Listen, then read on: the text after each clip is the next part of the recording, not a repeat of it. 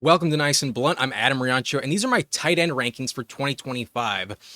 This position is kind of a crapshoot in general. If you're not getting an elite top three option, you almost might as well stream the position. It's very matchup and circumstance dependent. If you're not scoring a touchdown, odds are you're only getting about 6 points to 7.5 on average. You're getting about 4 catches for about 45 yards. And it's really up and down. You can really stream the position if you wanted to. Like, no better example of this is last year, Jonnu Smith was a league winner at the end of the season. You picked him up off the waiver wire. No one drafted Jonnu Smith. So you can really take a laissez-faire approach at this position. If you want to be the last person in your league to draft tight end, odds are you still have a pretty good chance at actually winning it. Last year, I locked up the Subscriber League Championship, picking up Jonnu Smith off the waiver wire around week 9. So things are very random at this position. If you're not getting one of the true difference makers at the top, I just want the best value in the draft. So there are not that many players that you actually need to be drafting in the first place. But with that in mind, let's go through the position. Let's offer to you my rankings this year. At number 1, I think it's very obvious we have Brock Bowers as the top tight end available. He played all 17 games last year. He ranked number 2 in scoring, averaged 12.2 points per game. He was doing that on 9 targets per game, 71 yards per game, and 5 touchdowns. I don't think that's getting any worse. If anything, it'll be much better now that Jonnu Smith is the quarterback. If you look back to last year and only isolate the 9 weeks when Aidan O'Connell was the quarterback, Bowers was actually averaging 13.6 points per game, and we all think Jonnu Smith is better than Aidan O'Connell. So I definitely trust Bowers in year 2. He's a true alpha, true stud, and his production's not going anywhere. He might be just as valuable as guys like Amon-Ra St. Brown and A.J. Brown. I really trust Bowers as a top 20 pick this year. So he's someone I would take in round 2 of my draft this year. However, at tight end 2, I believe George Kittle is more valuable than Trey McBride. They're in a tier identical to each other, but the reason I have George Kittle ranked above is because touchdown production is much more reliable. Last year, McBride only scored 2 touchdowns. Kittle scored 8 of them, and Kittle was actually the tight end 1 in scoring on average, but he did play 2 games without Brock Purdy. Similar to Brock Bowers, if you look at the 13 games with his best quarterback, he did vault up to 13.6 points per game, and that was on the equal footing of Brock Bowers. But Kittle is older, there is a bit more injury risk, and that's why I don't think he's as valuable as Brock Bowers. But I think he's more safe in the touchdown department, especially given some of the injuries at receiver in San Francisco. Ayuk, we have no idea when he's coming back. Juwan nursing a calf injury, probably not going to start the season 100%. And then Ricky Pearsall is still a bit of a gamble. Christian McCaffrey might also miss some time, just like last year. So Kittle is locked into at least 8 touchdowns, if not 10 plus. And I really trust his production. He also got a contract extension, and age is not the biggest concern at the tight end position. Players can really thrive well past the age of 30. So I love George Kittle. I think he's a great pick in round 3, and I do view Trey McBride equally to him. McBride was tight end 3 last year, averaging 12.1 points per game. But McBride actually had the most targets per game at the position. He's clearly the alpha top target in Arizona. However, I don't feel convinced that Kyler Murray is going to throw more passing touchdowns this season. And if you told me he doesn't target McBride in the red zone for the 2nd year in a row, I wouldn't be that surprised. So I do prefer Kittle over McBride. While McBride is younger and probably a safer floor play every week, I do think Kittle has the higher ceiling with higher touchdown production. I trust his play caller, Kyle Shanahan, much more than the Arizona offense in general. So I have Kittle at number 2. If you prefer McBride at number 2, that's fine. They're in the same tier. I think both of them are 3rd round picks. However, dropping down from tight end 3 to tight end 4 is a massive difference. And here is a chart of last year's tight end points per game, which really illustrates that point. Tight end 4 last year was Taysom Hill, averaging 11.4 points per game. Do you think that's going to repeat? Hell no. I'd be kind of surprised if Taysom Hill plays more than 5 games this season. So no way you're drafting Taysom Hill. The next best tight end was Jonnu Smith, averaging 10.6 points per game. with him moving over to Pittsburgh, I can't feel as confident. There's no way Jonnu Smith is a top 5 tight end again. If he is, he might be the steal of the draft and would definitely be a reason to fade every other tight end in the ADP this season. So in reality, the only solid option at tight end that really ranks on this chart behind Trey McBride at tight end 3 would be David Njoku, who was tight end 6 last year in points per game, averaging 10.2. If there's a 2-point drop off, that's probably worth about 3 or 4 rounds compared to the top 3. And even here, I don't trust David Njoku to be putting up these stats once again. If we look at David Njoku's season last year, it was really just the games that he played with Jameis Winston that led to him being this productive. He averaged 12.6 points per game with Jameis Winston. Without Jameis, he was only averaging 6.1 points per game. So that's the difference between tight end 2 and tight end 22. So again, a player that I don't think is legit. Next player available would be Mark Andrews, averaging 9.5. So there is a really big drop off, and that's why I would wait until the 7th round to be drafting tight end 4. And personally, I'm going out on a bit of a limb. My tight end 4 is TJ Hockenson. 2 years ago, before Hockenson suffered an ACL injury, he was the tight end 2 in scoring with Kirk Cousins. And this year with JJ McCarthy, I think he's going to be one of the top targets in that Vikings offense. They pay him a lot. He's been really successful in the past. Jordan Addison is suspended. Jefferson has missed some time in practice with a hamstring injury that might crop up again. And at the moment, Jalen Naylor is also going to miss some time with injury. So Hockenson is locked into the number 2 target in the Vikings offense, and I do think he could crack 130 targets on the season this year. I trust Hockenson to be a top 5 option at the position. I believe Hockenson's floor will be reliable. So I believe Hockenson is the 4th best tight end. And then at 5, I personally rank Sam LaPorta, who last year was a bit of a disappointment. LaPorta averaged 9 points per game on average, and that was good for tight end 9 overall in points per game scoring. However, LaPorta was not fully healthy. If you look at his first 9 games, he was a little banged up, only averaged 77% of the snaps. And in that beginning of the season, the first half, he only averaged 7.5 points per game. That would have ranked as tight end 15 on average. However, in the last 7 games of the year, weeks 12 through 18, he was relatively healthy. He averaged 94% of the snaps, and that's definitely what we would expect from him this season. His points per game jumped up to 11.1, which would have ranked as tight end 5, and that's where I'm ranking him. So I do prefer Hockenson over LaPorta, but if you wanted to trust LaPorta more, I understand he scored 10 touchdowns as a rookie, and technically last year, Hockenson was pretty brutal. Hockenson only averaged tight end 17 in terms of points per game, averaging 6.6 on average per week. So there's a real big cliff between tight end 3 and 4 and 5, but I believe the youth and reliability, the last 2 years of production for Hockenson and LaPorta should be enough to repeat, and I do think they probably score most of the touchdowns that we've been accustomed to seeing them offer up as of late. So I'm going to trust the volume. I do have TJ Hockenson and Sam LaPorta in the top 5. However, at tight end 6, I believe Evan Engram is poised to get back into the top 10 this year.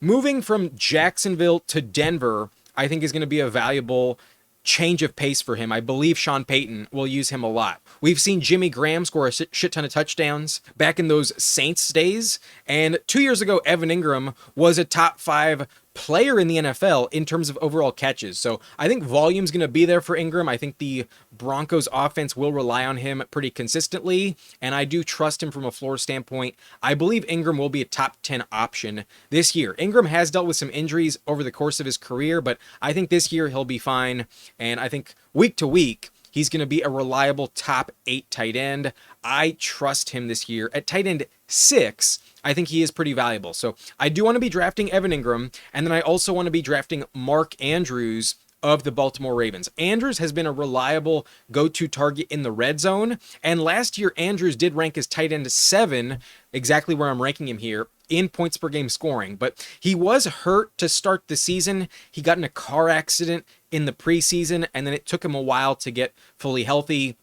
If we remove the first 4 games for Mark Andrews last year when he was absolute trash, he did put up much better numbers starting in week 5.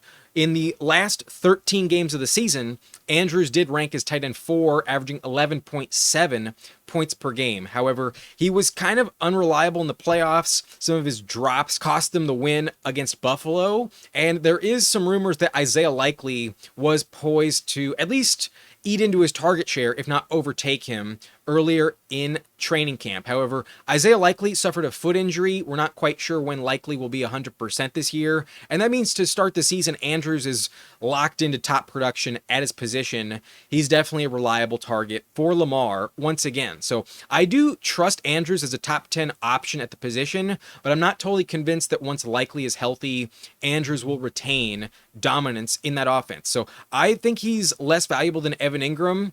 I could see Likely overtake him at some point, and that's where I think there is a bit of risk to factor in with Andrews, but I do think he's locked into the top 10. I think the touchdowns will be reliable once again. At tight ends 8 and 9, though, I'm going to bet on the rookies. Colston, Loveland, and Tyler Warren were both drafted in the top 15 overall this year. I do expect them to get a shit ton of volume in their offense. I believe Loveland is a true mismatch at the position. He's more of a wide receiver, in my opinion. He can get open, I think, on just about every single route. So I trust Ben Johnson to use him a lot. We saw Sam LaPorta put up 10 touchdowns in his rookie season. I think the tight end for Ben Johnson in Chicago is going to be really valuable. He was drafted top 10 at the position. I know for a fact he will be used heavily. So we have seen rookie tight ends break out and really dominate in fantasy. Similar to Brock Bowers, I could see league-winning value for Loveland. He goes outside the top 100. I think he's a very good investment. At tight end 8, I like drafting Loveland quite a bit. So I target him a lot. I think he's a really good pick in like the 8th or 9th round. And then Tyler Warren looks to be perhaps the number 1 target in his offense in Indianapolis this season. With Daniel Jones as the quarterback, I trust the accuracy from those passes as well, a little bit more than Richardson. And I do think Tyler Warren will be a reliable top 10 tight end. But the Colts offense may be not going to score as many touchdowns as some of the other offenses in the NFL. So I think Loveland is more valuable. In general, Warren is usually drafted above Loveland, but I think they're both top 10 plays. I do want to be investing in youth at the position, and I trust these first round picks to put up good numbers in year 1. So I think they're both top 10 at 8 and 9. I got the rookies Loveland and Tyler Warren. I think they're going to be very valuable this season. However, the next tier I think is where you're definitely going to want a backup. If you didn't already want to have a backup, these guys do have a little bit of risk from week to week. They're a bit more touchdown dependent than they probably get credit for some of the time. But at 10, I got Tucker Kraft. At 11, I have Travis Kelce.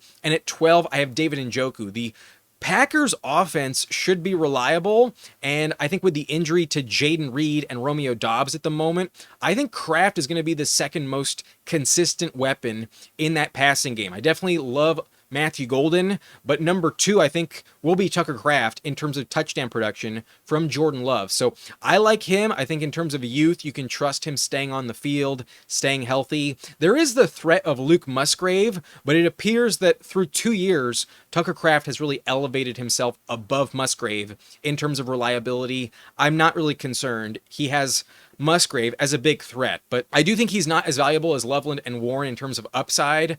I don't think he's in the same tier as those guys. So I have him at number 10. I think the touchdowns are a pretty safe bet. Last year, Kraft ranked as tight end 12 in scoring, averaging 8 points per game, and he did it on just about 42 yards per game, only 3 receptions per game, and he also scored 7 touchdowns last year. So could he do it again? It's definitely possible, but sometimes touchdowns are kind of random at the position. It might fall off a little bit, but I think at least 5 or 6 is probably a safe bet. And I think in terms of true upside, if someone was going to crack 10 touchdowns, I think Kraft could do it. So he's a top 10 option in my opinion. I like his ADP value. And then at 11, I got Travis Kelce. I think at the age of 36, his birthday is in October. I'd be pretty worried that they maybe save him for the playoffs as the season progresses. I don't really want to trust that level age at the position. Last year, Kelce was a bit of a bummer. If you look at his season with Rashee Rice in those first 3 games, Kelce was trash. He only averaged 3.7 points per game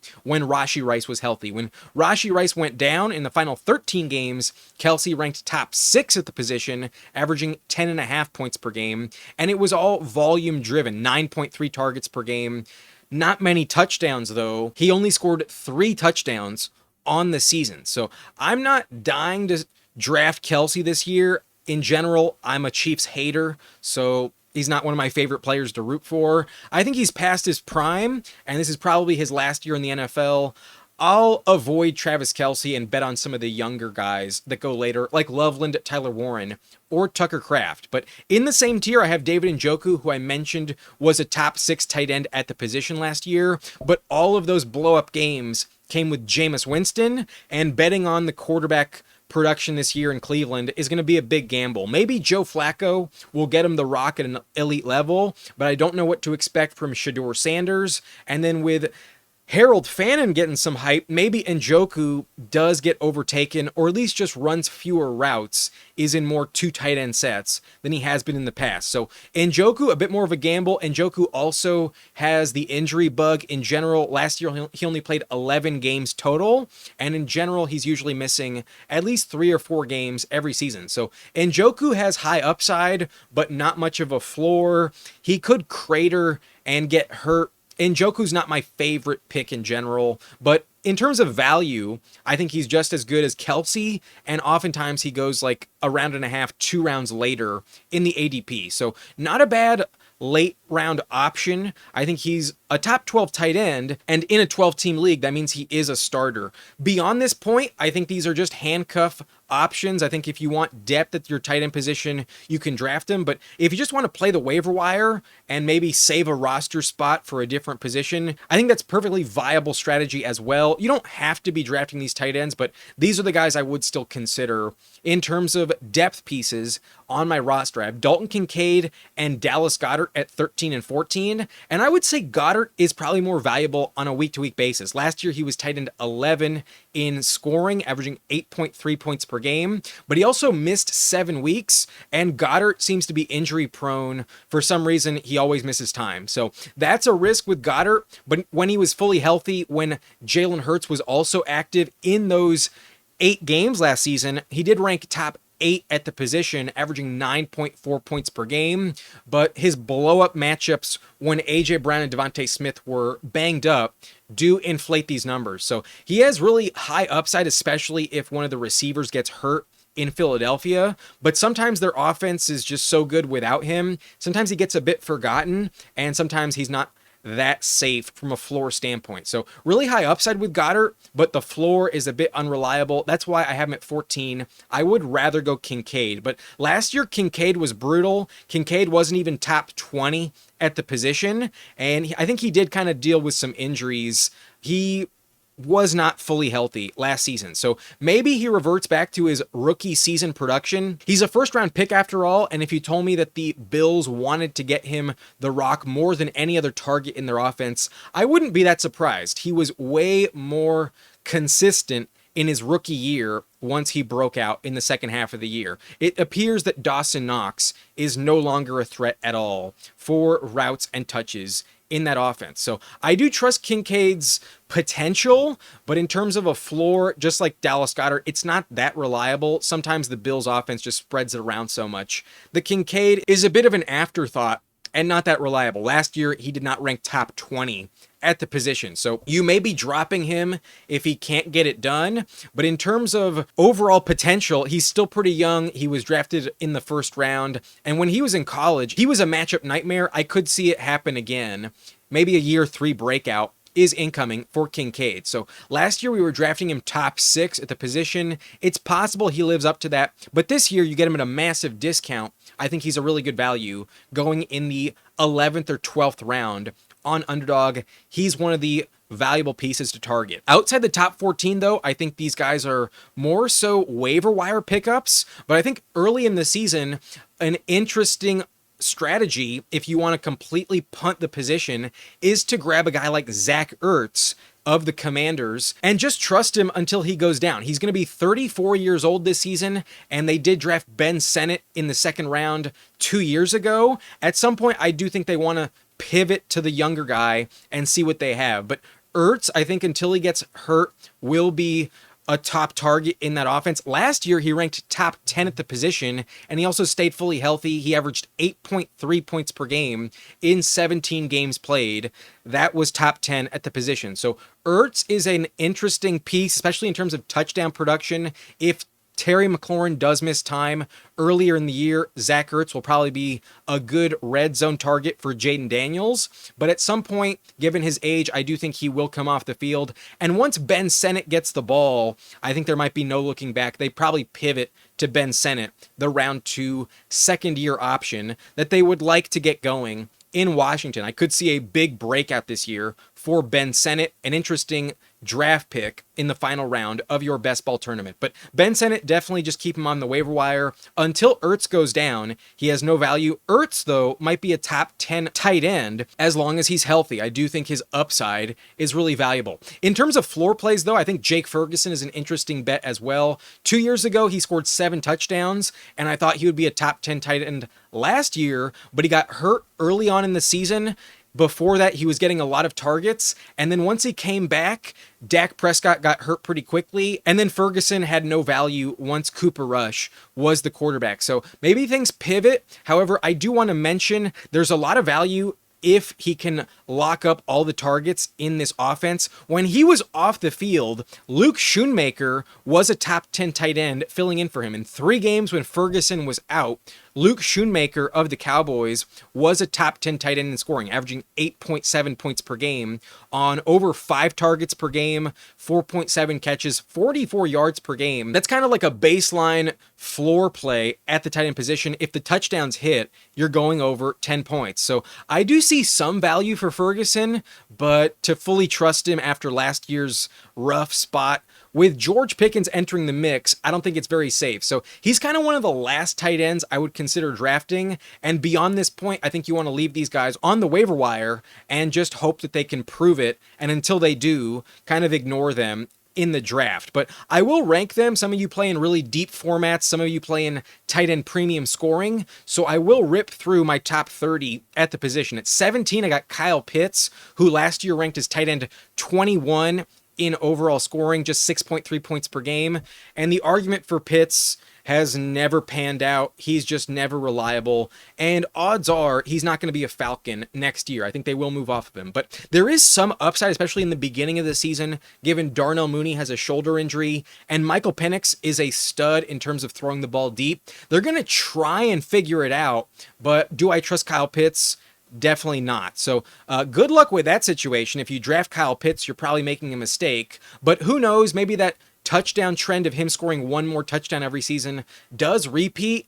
That would mean this year he scores 5 touchdowns. That's usable. And who knows, maybe with Michael Penix, he does come back to what we saw in his rookie season. Maybe he does crack 1,000 yards and prove the doubters wrong. But in general, I'm not going to be starting him early in the season. He's got to prove it. And even if he does, I'd be terrified of picking him up and starting him. He could flop and completely burn you when you finally decide to start him. So no thanks with Kyle Pitts. I'm not going to draft him, but who knows? Maybe Penix is the answer. And then Jonnu Smith is really interesting because he was a league winner top 4 option last year. And then Arthur Smith did trade for him and really likes him, did make him a top 20 option 2 years ago when he played in Atlanta for Arthur Smith in the Falcons offense behind Kyle Pitts. So maybe he's going to be the guy for Aaron Rodgers this year. Beyond DK Metcalf, there are very few reliable targets, and I might be ranking Jonnu way too low, but I need to see what happens in this Steelers offense. It's a big gamble to fully trust, and until I know what you're getting,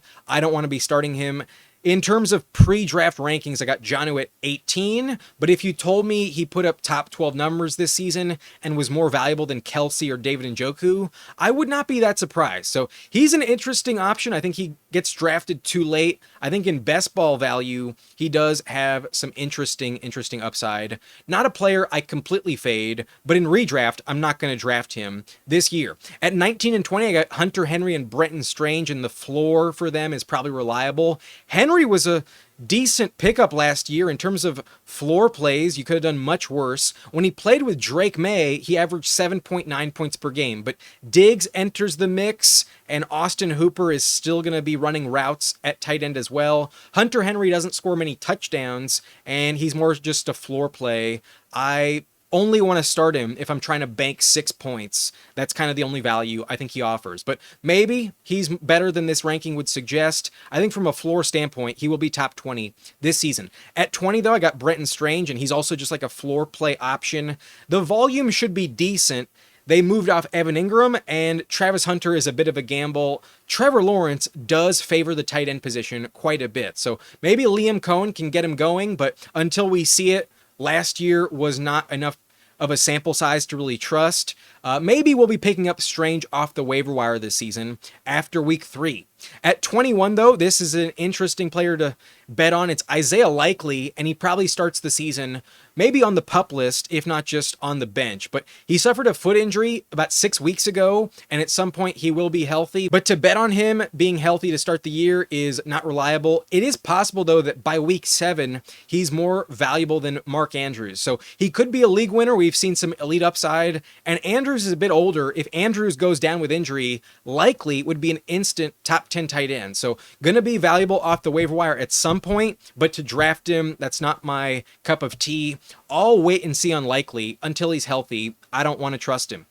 Then I'm going to bet on some year 2 players that were actually showcasing some upside last year. I have Theo Johnson of the Giants and Jatavion Sanders at 22 and 23. If you look at the last 5 games for them before they both got hurt, they were actually putting up top 15 numbers at the position. Theo Johnson, weeks 8 through 13, before he got hurt, was averaging 7.3 points per game. He only scored 1 touchdown in that span, but he was averaging 5.4 targets, 3.6 catches per game, and 43 yards per game. That's just baseline, like the safe floor that you want to bet on at tight end. So I think with the new quarterbacks and perhaps a better offense this year in the Giants offense, it's possible Theo Johnson is the number 2 target behind Malik Neighbors. I'm not going to draft him, but if you told me that by week 2, Theo Johnson was one of the best pickups at the position off the wire, I would not be surprised. I think Theo does have a safe floor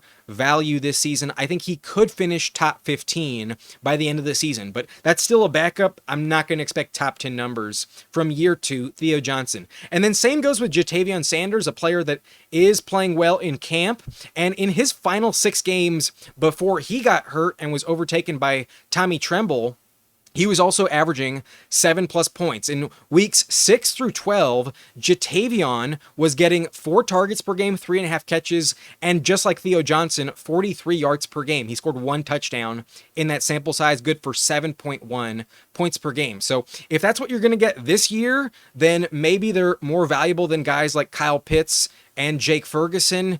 It's definitely possible we are starting these second-year tight ends pretty consistently this season. But to draft them and trust them week 1 is probably not what I want to do. They're backups, but might be better than top 20 this season. 24 through 26, these round 2 rookie tight ends are also very interesting from an upside standpoint. I have Terrance Ferguson at 24, then Elijah Arroyo of the Seattle Seahawks at 25, and then Mason Taylor at 26. With Ferguson, if Stafford's the quarterback, the Rams tight end is pretty valuable. Last year in the final 3 games, Tyler Higbee averaged 7.5 points per game, did score 2 touchdowns in that span. So touchdowns, I think, could be the calling card for Terrance Ferguson, but to trust him right away is a big gamble. I'm not going to draft him. And then in Seattle, Elijah Arroyo did get the big bump in terms of trust level. They did cut Noah Fant. So Arroyo is going to be running routes in the new offense for the Seahawks. There is targets up for grabs, and Arroyo might be more valuable than Cooper Kupp possibly, but to bet on it week 1 is probably a big gamble that I don't want to do. So rookie tight ends often start slow, but he will be running a lot of routes. I do trust the floor, but he might not crack the top 20, even if he does have consistent volume headed his way. I'm a little worried about touchdown production in Seattle at the tight end spot. But 26 is Mason Taylor, who did suffer a high ankle sprain, but was getting some good reports in training camp, and he's already practicing again. It's possible he's the number 3 target in the Jets offense behind Garrett Wilson and Breece Hall. It's possible he's even more targeted than Breece Hall, but to bet on touchdowns in the Jets offense is not my cup of tea either. There's some potential here, but to know what you're getting week 1, I'm not going to draft him. That's for sure. Lastly, I'll share with you the final tier in the top 30. I have Chig Okonkwo, Cade Otton, Juwan Johnson, and Pat Freiermuth to round out the top 30. Okonkwo probably gets a lot of targets from Cam Ward, but then there's also some interesting reports on Gunnar Helm, the rookie they drafted, and I don't know exactly what to tell you on Okonkwo. There's going to be some weeks where the volume carries him, but he can also get completely forgotten. He's not someone I want to draft, but might be a good pickup if the volume is there. He did have a good close to the season at the end of the year. With Otton, there's some injuries to guys like Godwin and Jalen McMillan, but if he's not scoring a touchdown, I don't trust him. I don't think you want to be drafting Otton in redraft, but in best ball, he's kind of interesting. Juwan Johnson also might be a top target in New Orleans, but to bet on Tyler Shuck or Spencer Rattler, no thank you. But Taysom Hill is injured and probably doesn't play at all this season. Maybe Juwan is better than tight end 29, but not an offense I want to bet on. The Saints are really uninspiring. No thanks with Juwan Johnson. And lastly, I got Pat Freiermuth, who last year was just as good as Tucker Kraft. He was tight end 13 in points per game, averaging 8 points per week. And in the weeks with Russell Wilson, he was actually top 10 at the position. Freiermuth did score 7 touchdowns last year and was a reliable option week in, week out. But they traded for Jonnu Smith. I have no idea what the target share will be relegated to for Freiermuth with Rodgers. And there's a chance he does put up top 20 numbers, but until I see it, I'm not going to draft him. I'm not going to bet on him. Give me Jonnu in the Steelers offense. I'm not going to trust Freiermuth until I see it, but maybe he's better than I give him credit for. Outside the top 20, though, these tight ends are pretty brutal. So that's it for my rankings at the position, my top 30. But in general, I'm only drafting the top 16. And if I have a top 7 option, I don't think I want a backup at all. Even if I have Loveland, Tyler Warren, or Tucker Kraft, I kind of feel like I don't need a backup at all. It kind of just clogs up your bench. And unless it's a bye week, you're probably never starting them in the first place. So tight end is a weird position. You can really covet the top guys, or you can completely punt the position and just stream it. Sometimes that is better. Sometimes betting on good matchups is the way to go. Touchdowns at the position really move the needle, and things are really random at the position. Sometimes it's better to just play the waiver wire every single week. So I'll be giving you my tight end rankings throughout the season. If you want to use that strategy, I don't think it's that bad. You might end up with the league winner, Jonnu Smith, off the wire midway through the season. I remember one of my first fantasy championships was because I picked up Julius Thomas of the Denver Broncos that year when Peyton Manning threw him 13 touchdowns, and having that undrafted tight end that puts up top 5 numbers is probably the best way to go at the position. So we're going to be wrong. We're not going to draft some of the most valuable tight ends. That always happens every single year. Do whatever you want at tight end. I think you can make it work regardless of your strategy. So that's it for this video. If you enjoyed, hit that like button and subscribe to the channel for more content. You can find all of my other rankings overall on the channel. However, if you're interested in my draft cheat sheet, if you want all of my flex rankings, as well as which rounds to be drafting these tight ends and quarterbacks, go ahead and send me an email at niceandblunt@gmail.com. I will then send you my Venmo account, and for $10, I will share with you my full draft board cheat sheet. So if you're interested, send me that email. Once I get the Venmo, I'll add you to the Google Sheet. And I'll see you next time. My name's Adam Riancho. Thank you for watching Nice and Blunt.